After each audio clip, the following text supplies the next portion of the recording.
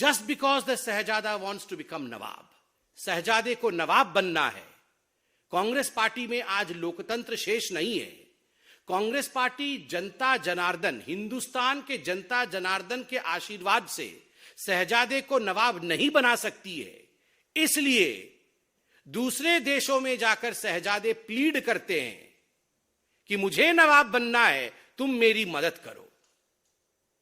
ये नहीं चलेगा शहजादा, ये नहीं चलेगा। आज आपको माफी मांगनी ही पड़ेगी। आपने कहा कि हमारी माइक्स ऑफ कर दी जाती है, democracy does not exist. Rahul ji आंकड़े लेके आए हैं आज आप पार्लियामेंट आए। आपके आंकड़े जो भारतीय जनता पार्टी आज बता रही है, इन आंकड़ों पे गौर फरमाएं। अटेंडेंस शीट को देखें।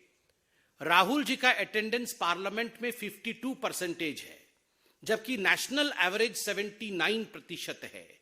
और स्टेट जहां से राहुल गांधी एमपी हैं, अर्थात केरल का औसत 84% है।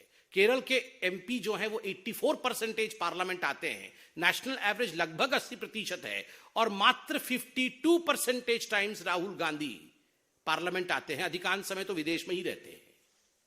और आप कहते हैं कि हमारे माइक ऑफ कर देते हैं। आपका अटेंडेंस ऑफ है साहब, माइक तो ऑन है। दूसरा आंकड़ा, participation in debates. Democracy, debates and discussion, they are the pillars of Indian constitution. अगर डेमोक्रेसी में डिबेट नहीं होगा, डिस्कशन नहीं होगा, तो डेमोक्रेसी का कोई मतलब नहीं है, कोई मायने नहीं है। डेमोक्रेसी की आत्मा डिबेट होती है। और राहुल गांधी ने मात्र 6 डिबेट्स में पार्टिसिपेट किया है अब तक इस सेशन में मतलब 2019 से। नेशनल एवरेज 41 का है और स्टेट एवरेज 68.2। केरल से जहां से वो एमपी है, वायनाड, उस स्टेट का एवरेज 68.2% है। कितने सवाल राहुल गांधी जी ने पूछे हैं? सवाल तो आप विदेश की भूमि में पूछते हैं, पार्लियामेंट में कितने सवाल पूछे हैं? राहुल गांधी ने 2019 से 2023 तक मात्र 92 सवाल पूछे हैं, जबकि नेशनल एवरेज 163 की है और स्टेट एवरेज, केरल का एवरेज 216 की है।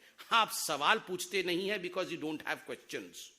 एक ही टेप रिकॉर्डर है आपके पास, वही हर जगह चलाते हैं। आप डिबेट में, डिस्कशन में भाग लेते नहीं है because you have nothing to debate. You don't participate in the parliament. आपकी अटेंडेंस यहां सबसे कम है because you feel that unfortunately, quote unquote, unfortunately you are a member of parliament. वो तो एक बगल में जयराम रमेश बैठे रहते हैं जो कान में बोलते रहते हैं, वरना उनके मुख से तो सत्य निकल ही गया था कि unfortunately I am a member of parliament, fortunately I love travelling. Fortunately वो एक फॉरेन कंट्री के टूरिस्ट के रूप में देखे जाते हैं। उनको अगर बोला जाए कि सबसे बड़ा फॉर्च्यून क्या है, तो सबसे बड़ा फॉर्च्यून वो कहेंगे हिंदुस्तान के विरोध में विदेश में बोलना, ये सबसे बड़ा फॉर्च्यून है। And unfortunately I am a member of parliament. तो स्वाभाविक रूप से ये आंकड़े राहुल गांधी जी के हैं। और विदेश की भूमि में जाकर मीर जाफर के काम करने वाले शहजादे राहुल गांधी जी से we don't request, not as BJP, but Hindustan के एक साधारण जनता के रूप में ये आदेश देते हैं, ये डिमांड करते हैं कि यू हैव टू अपोलोजाइज। आपको माफी मांगना ही चाहिए और मांगना ही पड़ेगा, क्योंकि आपने हिंदुस्तान को अपमानित किया है, हिंदुस्तान को बदनाम करने का काम किया है, और यह अधिकार आपको हिंदुस्तान की जनता ने नहीं दिया है। As far as Parliament, which is the epitaph, which is the center of democracy of India is concerned, it's the temple of Indian democracy, and of course in the temple of Indian democracy, the vibrancy of our democracy is felt.